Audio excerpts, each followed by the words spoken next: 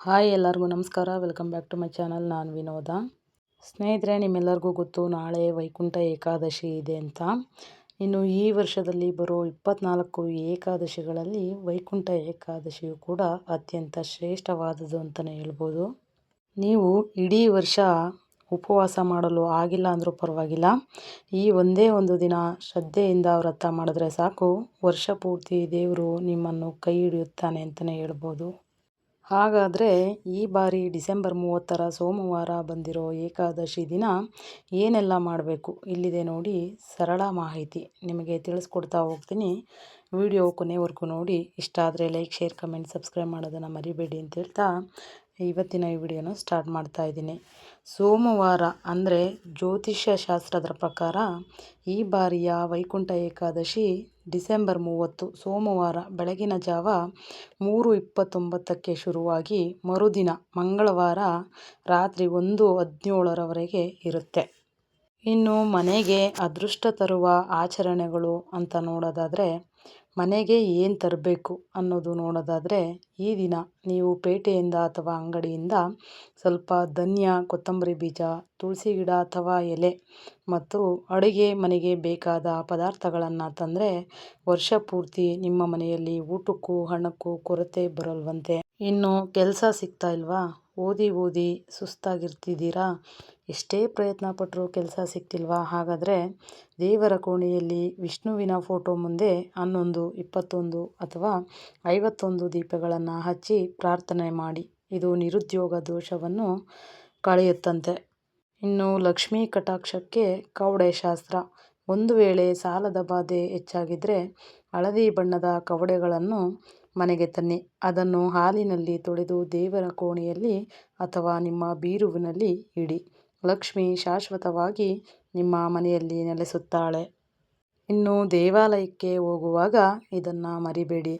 ನೀವು ದೇವಸ್ಥಾನಕ್ಕೆ ಹೋಗುವಾಗ ಬರೀ ಕೈಯಲ್ಲಿ ಹೋಗಬಾರ್ದು.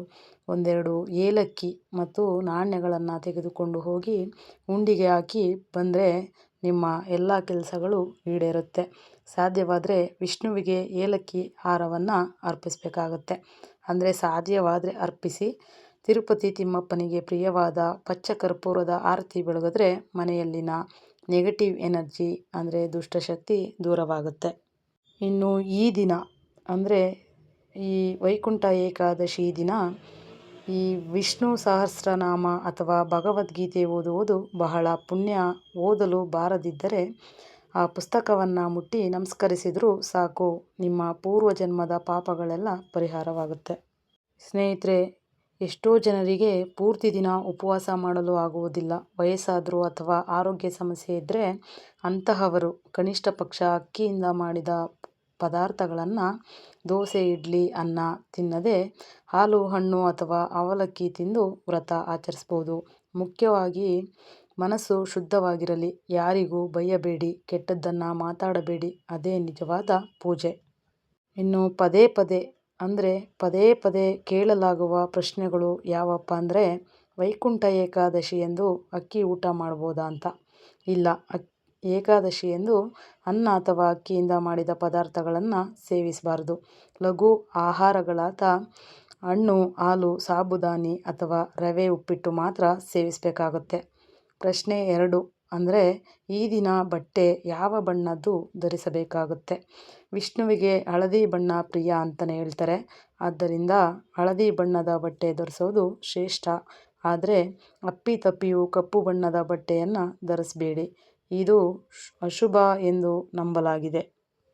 ಸ್ನೇಹಿತರೆ, ನೋಡಿದ್ರಲ್ಲ, ಇನ್ನು ವೈಕುಂಠ ಏಕಾದಶಿ ಎಂದು ಏನೆಲ್ಲ ನಾವು ಮಾಡ್ಬೋದು, ಏನೆಲ್ಲ ಪರಿಹಾರಗಳನ್ನ ಮಾಡ್ಕೊಬೋದು ನಾವು ಅನ್ನೋದನ್ನು ಈ ವಿಡಿಯೋದಲ್ಲಿ ತಿಳಿಸ್ಕೊಟ್ಟಿದ್ದೀನಿ. ವಿಡಿಯೋ ಕೊನೆ ತನಕ ನೋಡಿ. ಇಷ್ಟ ಆದರೆ ಲೈಕ್, ಶೇರ್, ಕಮೆಂಟ್, ಸಬ್ಸ್ಕ್ರೈಬ್ ಮಾಡೋದನ್ನು ಮರಿಬೇಡಿ ಅಂತ ಹೇಳ್ತಾ ಇನ್ನು ಇವತ್ತಿನ ಈ ವಿಡಿಯೋನ ಎಂಡ್ ಮಾಡ್ತಾ ಇದ್ದೀನಿ. ನಮಸ್ತೆ.